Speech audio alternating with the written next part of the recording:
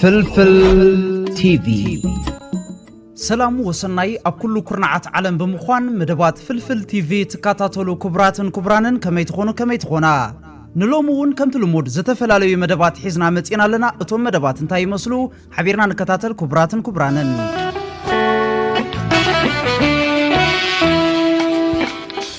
قديما بقر بزلو حصرتي مدبات كجمر دقي مسناي مكتتال أمونغو إيرتران قبطن حبراوي بيت مخري نقدي كقوميو أب قبطي ناي سرح مبصح زفتم زلو بحلافي قطباوي قدايات هقدف آتو حقوس قبر هيوتن منيستر نقدن اندسترن آتو نصر الدين صالح نزوقومي لوخ منقستي إيرترا عصرتو حموشتا ميازيا كل تشحن عسران شدشتن مس منيستري اندستر قبطي كالد هاشم أمونغو كلتي أنا هقرات زلو متأسسار والقاوي يتسلات نقدن اندستراوي متحببارن نمعباي حبراوي بيت مخري نقدي قبطن إيرتران نموقام زربات أب كايرو أكايدوم زي كم زيلو اندهالوون اب قبطي ناي سرح مبصح زكايد زلو لوخ منقستي إيرترا زتفلالوي سبسلطان اتهاجر ركبات يكايدالو أقدمو بحلافي قطباوي قدايات هقدف آتو حقوس قبر هيوتن منيستري نقدن اندسترن آتو نصر الدين بخيتن استمرح لوخ مس منيستر قدايات وصاي قبطي بدر عبد العاتي ركب دحر مكياد لعلواي قجل إيرترا مس منيستر اوف بلانين اند ايكونوميك ديفلوبمنت ابكلتي اوزا قردسو قدايات زتيوم زي كم زيلو اندهالوون قبطي اب قطرات إيرترا صحياوي ممنچوي حيلي إلكتريك تهنصيا منيستر حيلي إلكتريك قبطي اب إيرترا بروجكتات حيلي صحياوي صعات مدقاف تكنيكاو حاجزن كلتن كجبر قال اتيو اتي منيستر اب كايرو مسل علوت لوخ إيرترا اب زغبرو ركبات قبطي مس إيرترا اب عودي تحداسي صعات بفلاي دما ام معبال صحياوي حيلي بقربه التحبابر دلوت مخوانا غليصو منچي نقفا بريس كابزي قصيلون زينا دبلوماسي نممحياش زمدنا إيرتران كندا حدش أمباسادر ناب إيرترالي إخا إيرتراوي علماوي تقلاونت مفلمتا نايتي مودعتا استراتيجي حدا قطراوي سرعات كم زبدهن كم زدفرن زقبر استراتيجيكاوي دبلوماساوي وطن كابز حلف ورحي اب كينيا بهدات كسالاسل زصنحي ركبات إيرتران كندان بعمقوت نمزتاي حدش أمباسادر ناب إيرترالي إخا مثل علوت سمز منقستي إيرتران مزرراب لوخا سديدا الله بفلايكا إيرتران زلوا ناي تصنعو بوليتيكاوي كوننت ترزي بتحلو زلو وان نسرعات عبل القبت ناي مودعتا ناي سعرتا كابا اتلبسلون حنا 8 عامت حنا اتفديلون حجيو سلازغونه حفاش إيرتراوي هاجراوي بزغونتات سخفا يبلكا كمتي ابوات زبلوا فقرن طقمن صحي زوقعت اسمن حدا سلازغونه لافروف هاجرات وشمت عرب نمرقت إيران يردؤوين بمبال قليتو منيستر قدات وصاي روسيا سرغي لافروف هاجرات وشمت عرب أمريكان إيران كتتقع انت زي تفتن إيران متصابو هرموز كتعاطو خمزي تخيل يردؤو مخوانن قليتو سرغي لافروف اب تشاينا اب زغبرو عدت اغراوي ايجنسي اتوميك صعات مدب مهبتام يورانيوم ايران وتهدروا اغلغلوتات زعلم مخانو زحبر مرتعو كم زي ترخبون املكيزو بتوسخي امريكا زياده كوننتاوي سقم تختوسدن اما اكلاين مبراق انتوسخي عنوت كيسعبن تسفا خمزلو بمغلاص وطري انت قصيلو جن ابت زوبان زركبا محازوت امريكا ون صلو خسفح خمزغل اطنقيقو منشي نقفا بريس تركي F-16 زعينة النفر توقع نام مقادشو صومال أوافيرا فيدرالو منقستي صومال نقزاءتاوي قططرون مدلدالن اند عبي زخير زلو كللاوي تقاومون ممكات أبزو سقمول زلو اوان تركي ني F-16 نفر توقع نام مقادشو بموفار نصومال اتهبو وتهدراو دقف بعابيو أعبياتو الله زي موفار نمجمر تاقزي بوتهدراو سليات كال جنس زتحبر خوينو أب أهقراوي معرفو نفرت عدن أوارح ستوسد من محياشات مسرة لمعات سعيبو نفر توقع زغون فولي معقبن صقنا مسالت ان مهنات حويسو مخانو اغلغلت زينا غاراوي ب 14 ميازيا 2026 تصبصيبو سبسلطان تركي اتنفرتي اتهاجر انصار الشباب اتغبر زلاو فري صره شبران مدلدالن صطا بحرين محلاون زعلمه مخانون بفلاي اب جماجم بحر سوماليا زكاير زلو دهاساس نداري سعيبي إلمو زينا تكنولوجي دحري موت ديجيتالاوي هيوت فيسبوك نزخركم زقصل حدش السرارحه اتيو ابز غزي زي تكنولوجي كاب هيوت حليفو دحرموت ون زغبرو صلوا انداوسخ يمصالو فيسبوك ايجنسي كونتاكت وي ديجيتالاوي وراسي بزبل زتا اتاتو اسرارحه مسرت حدا سب دحري معلت موتو اكاونتو نطف كوينو خقصلن نعرختون بيتسبون ملختي كسددن يخليو اذا اغباب زي اتول قسب هيوت كله زمرصو ناي قرب عركو وي بيتسب نتي اكاونتو بحلافنت بمحاز ناي موداتا مسنابتي ملختي كسدد ناي قبري سنه سرعه حبريتا خزرغحن حدث سينا عركنت حطوتات كقبلن ዝኽእሎ ብዙሓት ሰባት እዚ ቴክኖሎጂ እዚ ንዝተፈለዩና ፈተውትና ንምዝካርን ናይ ናፍቆት ስምዒት ንምፍዋስን ሓጋዚ ምዃኑ ክገልጹን ከለዉ ገሊኦም ድማ ምስ ምስጢራውነት ፕራይቬሲ ዝተሓሓዙ ስክፍታታት የልዕሉ ኣለዎ ይኹን እምበር እቲ ዝምደብ ወራሲ ናይቲ ውልቀ ሰብ ናይ ውልቂ መልእኽትታት ኢንቦክስ ናይ ምንባብ መሰል ከም ዘይብሉ ፌስቡክ ኣረጋጊጹ ኣሎ እዚ ንንቡር ኣካይዳ ህይወት ዝቕይር ዘሎ ቴክኖሎጂ ኣብ መጻኢ ብሓገዝ ኣርቲፊሻል ኢንተለጀንስ AI ተጠቂሙ ልክዕ ከምቲ ዝሞተ ሰብ ኮይኑ ክዛረብ ዝኽእል ሶፍትዌር እውን ከም ዝህሉ ይግምት ምንጪ ናቕፋ ፕረስ ካብዚ ብምቕጻል እውን ክቡራንን ተኸታተልቲ ፍልፍል ቲቪ ሓደሽቲ ምዕባለታት ማእከላይ ኮሚቴ ውድብ ህዝባዊ ወያነ ሓርነት ትግራይ ሕወሓት ስሩዕ ኣኼቡ ኣብ ከተማ ኣኽሱም የካይድ ኣሎ ማእከላይ ኮሚቴ ውድብ ሕወሓት ካብ 15 ሚያዝያ 2026 ዓመተ ምህረት ጀሚሩ ስሩዕ ኣኼቡ ዘካይድ ዘሎ ኮይኑ ኣብ ዝሓዞም መደባትን ዝምዕብሉ ዘለዉ ጉዳያትን ብዕምቆት ዘትዩን ኣንፈታትን ውሳነታትን ክሕልፍ ትጽቢት ይግበር ከም ዝፍለጥ ኣብ ዝሓለፈ ሰሙን ህዝባዊ ወያነ ሓርነት ትግራይ ንበይናዊ ውሳነ ስርዓት ብልጽግና ንምንዋሕ ዕምሪ ግዝያዊ መንግስቲ እታ ክልል ነጺግዎ መንባሩ ይዝከር ፍትሒ ትግራይ ሕዝ ዘለሉ ብርኪ እንታይ ዝመስል 31 ሚእታዊ ብጭቡጥ ገበን ተፈጽሙ እናሃለወ ፍጻሜኦም ግን ዘይተፈልጠ ፍጻሜኦም ኣይተፈለጠን ማለት እንታይ ማለት እዩ ፍጻሜኦም ኣይተፈልጠን ማለት እንታይ ማለት እዩ ኣሲርካ ኢኻ ተጻርስ ኣጻሪኻ ተኣስር ካብ መረዳእታ ናብ ሰብ እዩ ዝብል ትናይ ከተፈጽምስ ቅርሺ ክህልወካ ኣለዎ ገንዘብ እዩ ፍትሒ ኮይኑ ዘሎ ብገንዘብ እምበር ፍትሒ ዝበሃልስ ድኻ ግን ምንም ፍትሒ የለይ ሰው ጨኒቕዎ ከፍ ኢለ እኒአ ኸፍ ይሰርቁ ይተሓዙ እዮም ኣንና ግን መሊስና ኢና ንሪኦም ባዕሉቱ መርማሪ ኾን ይኽእል ወይ ዓቃ ሕጊ ኾን ይኽእል ወይ ዳኛ ባዕሉ እውን ተዋሳኢ ኮይኑ ስለ ዝረአ ብዘይ ጉቦስ ኣይተፈጽምን እያ ትላዕ ዘላ ስእላ ብጥርኣ ንሳ ድማ ኣነስ ብጭቡጥ ጽዕንቶ ይፈጥረሎ ዝብል እምነት ኣለካ ዶ ኣሎ ፖለቲካል ክራይሲስ ናብ ሌጋል ክራይሲስ ወቢልስ ናፍቶም ሰሞያ እውን ናብ ውሽጣዊ ምክፍፋልን ብደገፍን ብተቃውሞን ናብ ምስላሕ ዓይነ ዘምስል ኣብ ማሕበራዊ ሚድያ ክልቲኡ ዕስለነት ንዕዘብ ኢና ብዙሕ ግዜ ብፍላይ ከዓ ጸለመ ሽምጥፋ ሽሙ ናጸዋዕኻ እዚኦም ክልቲኦም መንጽር ሕጊ ከመይ ዝረአዩ እንዲያም ኣብ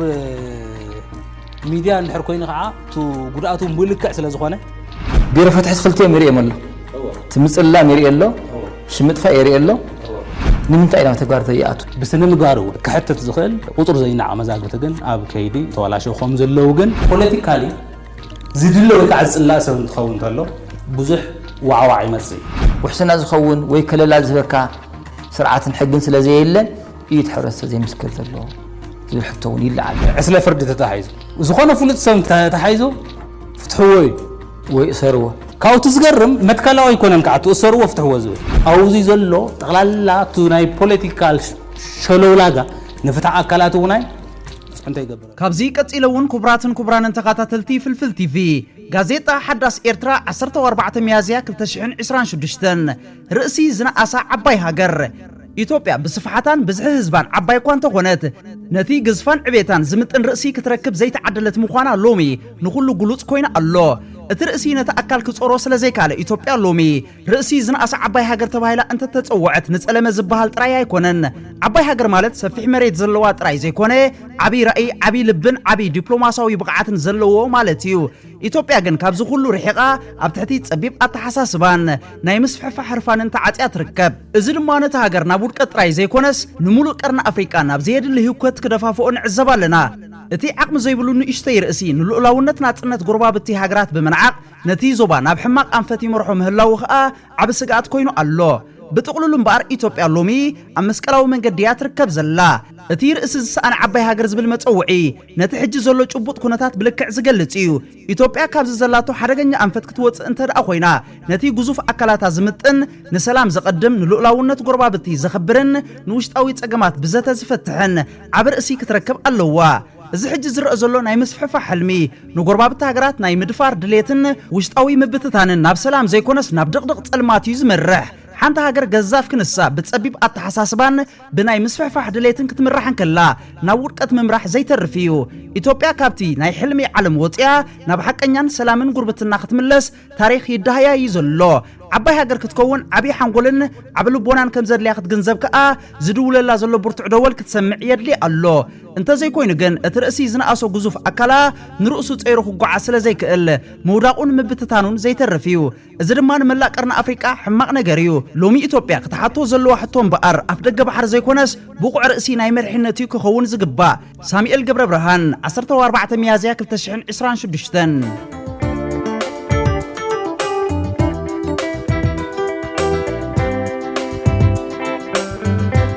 زحقوس بسرات كم مصوب ستور بمخنيات أود أمت عبيناي مقدال واقع غيرنا ألنا سلازي أو ويب سايتنا ويدما كاب أبلن جوجل بلاين داونلود بمقبار نزاتري إوازن لكم أبليكيشن نمقربكم أزماركم صدراكم كوتاسنا عركم حزاون يخون ناود أمت أباقي أتقال أسبيزاكم أغون نا إلكترونيكس أقعد قربنا جوبا نبلوكم ألنا أبزت فلالي هاقرات زلكم بزيتري إوازن لكم كترخبنا خمت تخلو داقيمنا نحبر بفلاينا بهاقرات أفريقيا قتلوكم مستدليو كم أبنت إيرترا أوغاندا بمغنيات بزي عبي هايمانوتاوي بعل زتصنح نايواغا مقدال غيرنا لنا سلازي أود أمتنا بزبلتن بزمعرقن محلاف تتكمتي موصوب ستور نخون بعبي ون كم موصوب ستور عبي يابتداليلكم اللو كم $150 لعلي نتغزو عماويل برومو كود فلفليلكم مستأتو عبيناي مقدال واقع عدل ألوكم سلازي هاي ازعدل كيملطكم كيملطكن نتقم تتقمو يتقمو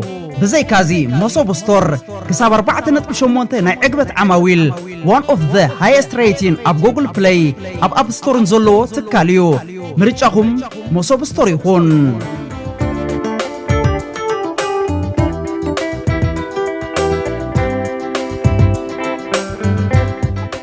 كابزي قتيلن بار كبراتن كبرانن تقاتلتي زلو هلو كنتات نابخم كبلي بتحده خنغرم بتحده خنسحق زتفلاليو حصرتي فيديوتات አለው እቶም ቪዲዮታት እንታይ ይመስሉ حبيرنا نከታተል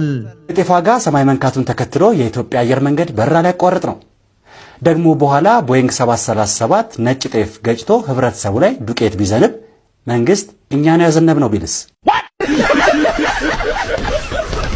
كبراتن كبرانن تقاتلتي كمزي كنكاتاتلو زصنحنا واغان ايطاف سماي سلازديبه منالبات ناي اير برراون كقارص يخليو ازي ردو نجر اتي واغا هلختي سماي سلازديبه نمنجد اير ايثيوبيا كيعنقفويو از غازيطኛ زغلص زلو ازي ازدنقو ازي يسحقني ازي خانتي وانا حبريتا ايز زرغح كمزي كنسمعو زصنحنا كبراتن كبرانن ኢቴፋጋ ሰማይ መንካቱን ተከትሎ የኢትዮጵያ አየር መንገድ በረራ ላይ ያቋርጥ ነው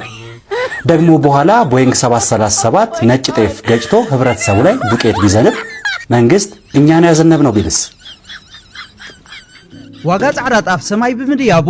መንገድ አየር ኢትዮጵያ ከቋርጽ ይኽእልዩ ምናልባት ውን ይሉ ይቅጽል እታ አገዳሲት ነጥቢ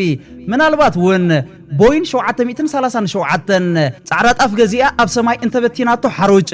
ምናልባት መንግስቲ ንሕና ኢና አዝኒብናዮ እንተበለስ እንታይ ንብል ይዝብል ዘሎ مغنياتو قلع بشاشة أبستفلالي أوان زتفلالي أجنداتات بمفتار هزبي كدناغر تعيرو نيريو ما يبعلنا خنا زنب نخقل قال خابتي نايتواسو زرب زنبريو سلازي ازغازيت انيا صعدات اف غزي اخيدا حاروج انتبتي ناس منغستي نحنا ازنيمنا يخيبل زغرم زلو نابكال فيديو نكبلكم ተመልሰናል የኢትዮጵያ ህዝብ የሚደርስበትን መከራ በርጋታ የሚያሳልፈው የሚረጋ ዘይት ስለሚበላ ነው የሚረጋ ዘይት ከሸማቾች ሱቅ እስካልጠፋ ድረስ የህዝቡ ማጎንበስ የሚጠበቅ ነው የተባለ ሲሆን ህብረተሰቡ በመጣ በሄደው ሁሉ እንዳይረገጥ የሚረጋውን ትቶ የሚረገጠውን ዘይት መብላት ቢጀምር ረግጠው የሚያስተዳድሩትን ረግጦ ማባረር አያቅተው ወደ ሆድ የገባ ነገር ለምናሳየው ጸባይ እንደ ግብአት ሆኖ ስለሚያገለግል ከሀገር ከሚሰፋው ሆድ ውስጥ እና ፈቅቤን በማስወገድ በንጹህ ቅቤ ሀገር መገንባት እንችላለን። ኢትዮጵያ ራሷን በምግብ ቻለች። ኢትዮጵያ ራሷን በምግብ መቻሏን ተከትሎ የስንዴ ምርት ወደ ውጭ መላክ ጀምራለች። በዚህም ሀገሪቷ ምን ያህል እንደጠገበች ማሳያ ነው። ጋ በመወደዱ ምክንያት የኢትዮጵያ ቄራዎች ድርጅት ወደ ፕሪቶሪያ በማምራት የጥብስ አቁም ስምምነት ተፈራረመ። በኢትዮጵያ መረቅ ያለው ጥብስ የተለመደ ቢሆንም በቅርብ ጊዜ ወዲህ በተከሰቱ መጠነኛ ችግሮች መንግስት ጥብሱን ህብረተሰብ ደግሞ መረቁ ከምዚ ክንሰምዑ ዝጸናሕናይ ክቡራትን ክቡራንን ኣብ ኢትዮጵያ ስጋ ስለ ዝኸበረ ናይ ቄራ ማለት ኣብ አዲስ አበባ እትዛዕበ መሕረዲ ስጋ ዝኾነ ቦታ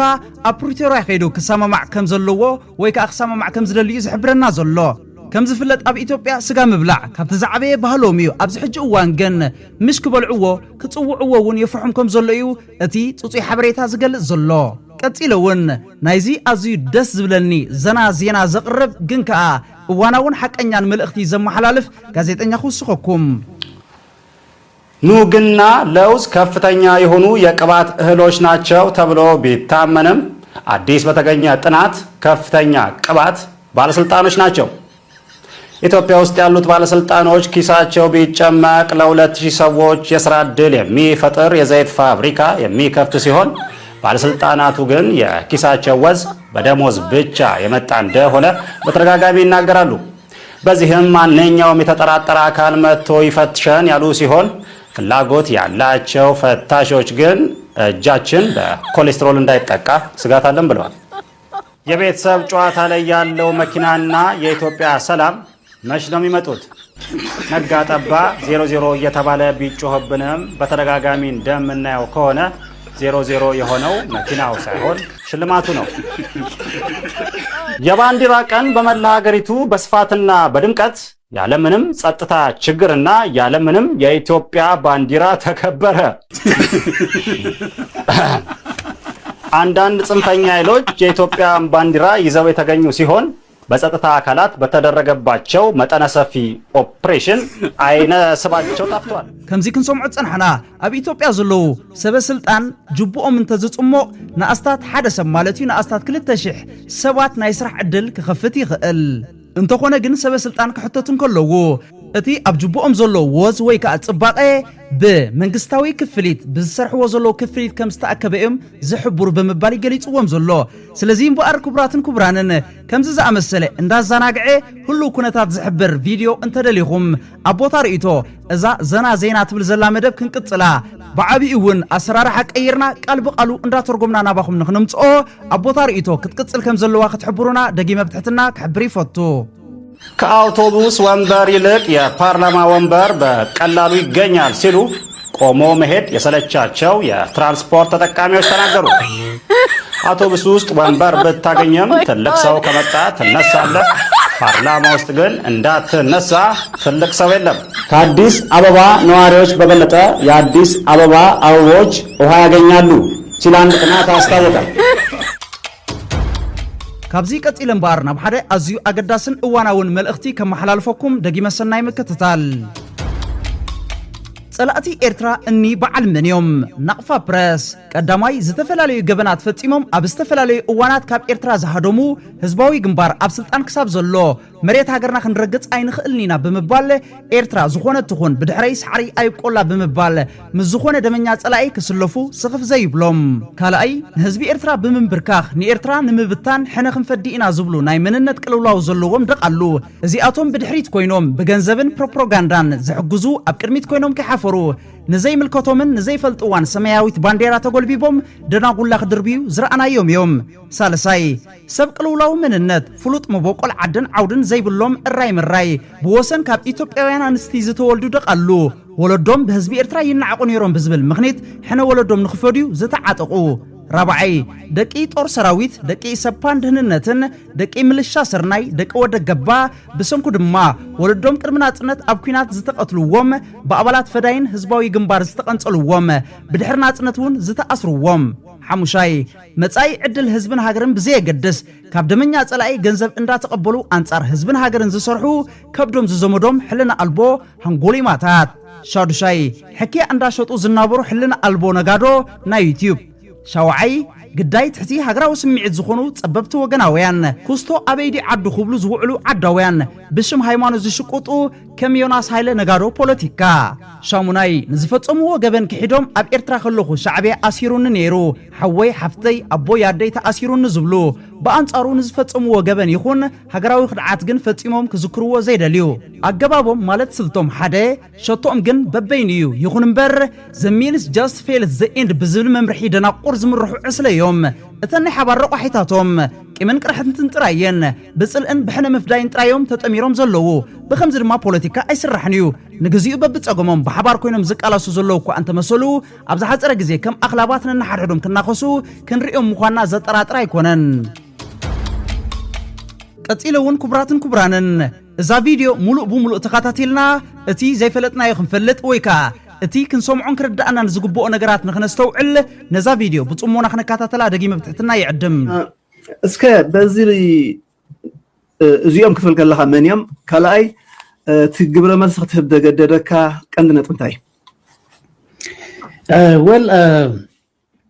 ኣብዚ ናይ ሚድያ እዋን ሕጂ ዘለና ዘመን ሲ ናይ ሚድያ ዘመን ሚድያ ሓይሊ ኣሎ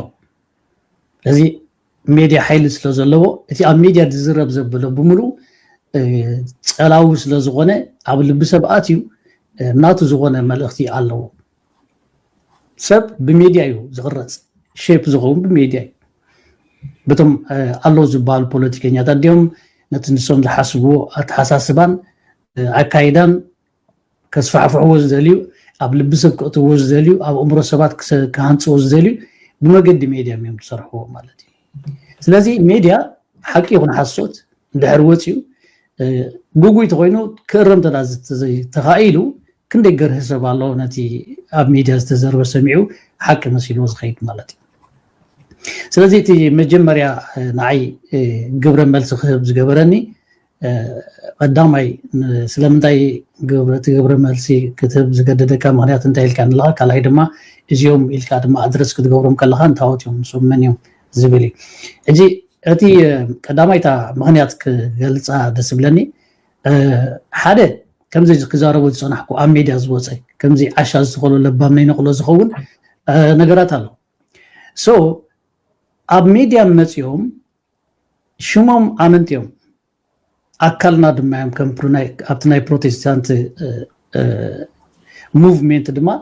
ምሳና እዮም ስለዞም ሰባት እዚኣቶም ብመገዲ ሚድያ ወፅኦም አንድነታዊ ዝኾነ ፖለቲካዊ ዝኾነ ኣተሓሳስባ ሒዞም ከም ኣመንትን ከም ኣገልገልትን መራሕቲ ቤተክርስትያን ከዓ ስለ ዝኾኑ ታይትል ናይ ፓስተር ዘለዎም ሰባት ከዓ ስለ ዝኾኑ ነዚ ሒዞም ክወፁ ከለዉ ኢሜጅ ዘቐምጡ ኣሎ ማለት እዩ ስእሊ ሕጂ እዚ ስእሊ እዚ እንታይ ዘርእየካ ብቐጥታ ዘርእየካ ስእሊ እንታይ እዩ እዞም ጴንጠ ድበሊ ማለት እዩ ባይዘወይ ፕሮቴስታንት ኢና ንበሃል ብጀነራል ግን በቲ ናይ ህዝብና ኣባህላ ንፀዋዕዮ ጴንጠ ስለዚ እዞም ጴንጠ ከምዚ ውርዲቶም ከምዚኦም ዝሓስቡ ዝብል ኣተሓሳስባ ክመፅእ ስለ ዝኽእል ነቲ ጉጉይ ስእሊ ናይቲ ጴንጠ ንምዕራይ እዩ ማለት እዩ ስለዚ ሰብ ብኡ ክስእለካ ክእል እዩ መንግስቲ ብኡ ክስእለና ይኽእል እዩ ማለት እዩ ስለዞም ሰባት እዚኣቶም በዘቕረብዎ ምንም መንፈሳዊ ነገር ከም ዘይኮነ ፖለቲካዊ ኣጀንዳ ከም ዝኾነ ሰሚዐ ወዲየ ምስ ረኣኽዎ ምስ ተረዳእኽዎ ንዑ ግብሪ መልሲ ዝሃብ ኩሉ ቀዳማይ ምክንያት ኩልና ሓደ ከም ዘይኮንና ኩልና ሓደ ይኮናን በቲ ንሶም ዝብሎ ዝነበሩ ወይ ድማ በቲ ንሶም ክቐምጦ ዝደለዩ ስእሊ ክቐምጦ ዝደለዩ መልእኽትታት ንሕና ድማ ኩልና ሓደ ከም ዘይኮንና ወይ ድማ ኣካላቶም ከም ዘይኮንና ንሕና የማና ኢድና ዝሃብናዮም ሰባት ከም ዘይኮኑ ንዓና ከም ዘይውክሉና ክፈልጥ ማለት እዩ ሕብረተሰብና ክፈልጥ እቲ ናትና ሙቭሜንት ምንቅስቃስ ናይ ፔንቴኮስታል እውን ክፈልጥ ሳልሳይ ከዓኒ መንግስቲ እውን ክፈልጥ ስለዝደለኽዎ እዩ ማለት እዩ መንግስቲ ኩልና ሓደ ከም ዘይኮንና ክርዮ ምንት እዩ እቲ ካልኣይ ጉጉይ ስለዝኾነ ድማ ሓሶት ከዓ ስለዝኾነ ማለት ሓሶትን ጉጉይን ዝብሎ ዘለኹ ምክንያት እንታይ እዩ ንሕና ከም ኤርትራውያን ሃገር ደላትና ልዕላውነታ ዝሓለወት ሃገር ክሳዕ ዘላትና ኣንፃር ዛ ልዕላውነት ሃገር ተንሲእካ ዝግበር ንዓይ ክሕደት እዩ ስለዚ ጴንጠ ከም ካሕዳማት ሃገሮም ዘይፍቅሩ ልዕላውነቶም ዘይኽብሩ ብዛዕባ ሃገሮም ዘይግደሱ ብዛዕባ ህዝቦም መንግስቶም ዘይግደሱ ተጌርና ክንቁፀር የብልና ስለዚ እቲ መልክዕ ዝነበረ እቲ ስእሊ ዝነበረ ከምኡ መስል ስለዝነበረ ነዚ ከም ዘይኮነ መግላፂ እዩ ነይሩ ማለት እዩ እቲ እዚኦም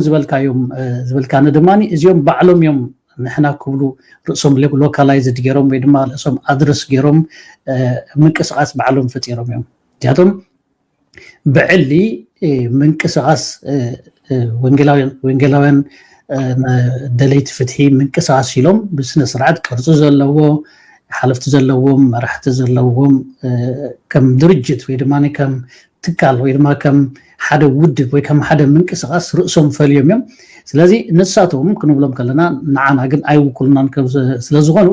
ኣነ ቀዲመ እውን ነቲ ምንቅስቃስ ምስ መፀ ባዕለይ ኤክስ ገይረ ኣይውክሉንን እዮም ኢለ ኣነ እውን ምልክት ገይረ ነይረ ብዛዕባ እውን መልእኽቲ መሓላሊፈ ነይረ ማለት ስለዚ እዚኦም እንተበልናዮም ባዕሎም ንሕና ዝብል ንሕና ኢሎም ምንቅስቃስ ዝፈጠሩ ስለዝኾኑ እዚ ምንቅስቃስ እዚ ሕጂ እምበኣር ነቲ ፀረ ሃገራውነት ይኹን ነቲ ፀረ መንግስታዊ ይኹን ኣብ ልዕሊት መንግስትና ክህልወና ዝኽእል ኢሜጅን ቅርፅን ካልእ ንክመስል ዝገብሮ ዘሎ ስለዚ ንሕና ከምኡ ከም ዘይኮንና ግን እንሪኤሉ መድረክ ስለ ዝነበረ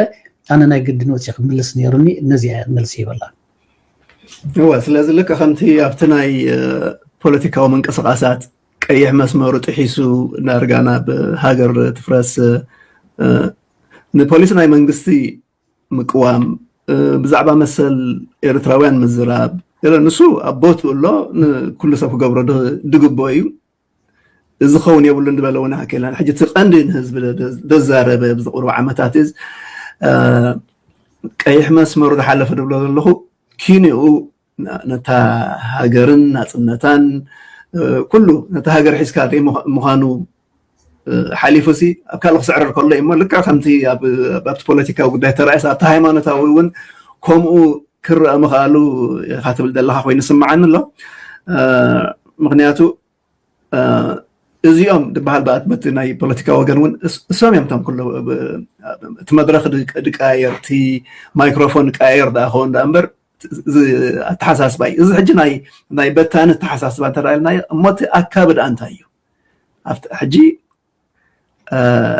ሃይማኖት ናይ ግሊ ሃገር ግን ናይ ሓባር ኢና ንብል ህዝባዊ ግንባር ይኹን ህዝቢ ኤርትራ በዝተ ከባቢ እስላሙ ክርስቲያኑ ኣብ ትሕቲ ክርስትና ከዓ ተፈላለየ እምነት ዘለዎም ጥራሕ ዘይኮነስ ዋላት እምነት ዘይብሉ እውን ልኩዕ ተተራኽቦ ሃገር ክሳብ ዝኾነት ኩሉ ተኸባቢሩ ዝነብረሉ እሞ ሕጂ ነዚ ከመይ ጌርካ ምስቲ መኣሳሰርካዮ ንሕና ፕሮቴስታንት ወይ ፔንተኮስተ ገለ ክበሃል ከሎስ ምስቲ ንኩሉ ዝጥቕልል ሃገርሲ ከመይ ጌርካ መሰታ ሓዝካዮ መወዳእቱ ንሕና ቶም ፔንተኮስታል ንበሃል ከዓ ኣብዚ ናንሰፍር ክትብለኒ የደለ ንሕና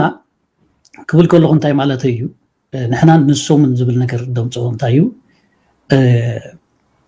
ከም ሓፈሻዊ ከም ክርስቲያናት ንሕና መዕቀን ኣለና ሕጂ እቲ መዕቀን ኢና እንታይ እዩ ተልና መፅሓፍ ቅዱስ እዩ ኣነ ንዝዛረቦ ይኹን ንዝኣምነሉ ይኹን ደው ንዝብለሉ ይኹን መዕቀን እየ መፅሓፍ ቅዱስ እዩ ስለዚ ካብቲ መፅሓፍ ቅዱስ እንድሕር ደኣ ወፂ ዝእርመኒ ሰብ ቅበለ ካልእ ከዓ ካብቲ መፅሓፍ ቅዱስ ወፂ ተዳ ከይዱ ከዓ ኣነ ክእርሞ ክግደድ እየ ማለት እዩ ከምዚ ዝበልካዮ ጠቕሊላ ማለት ሓፈሻዊ ከምቲ ዝበልካዮ ዳና ሓወይ ከምዚ ዝበልካዮ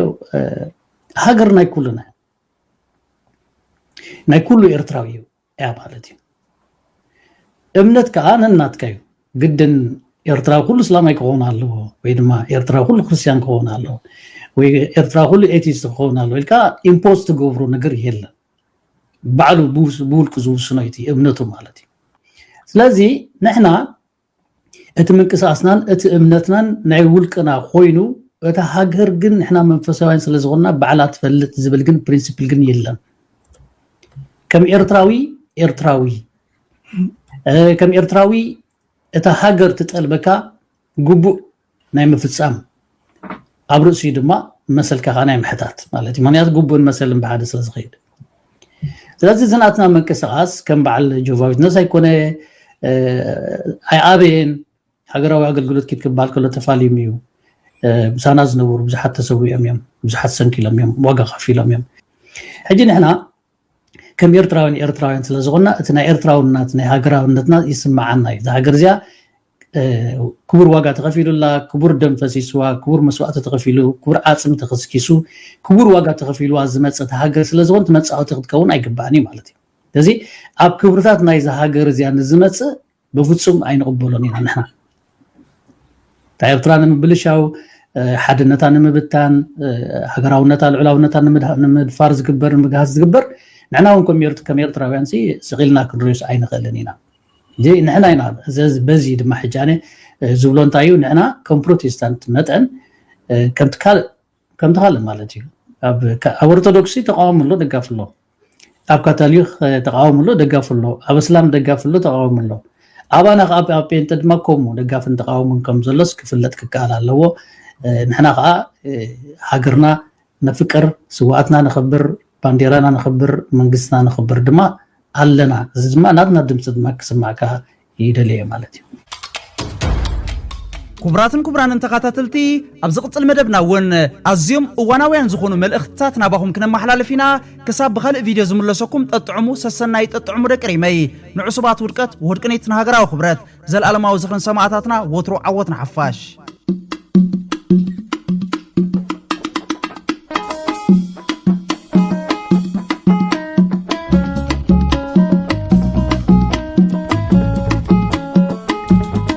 فلفل تي في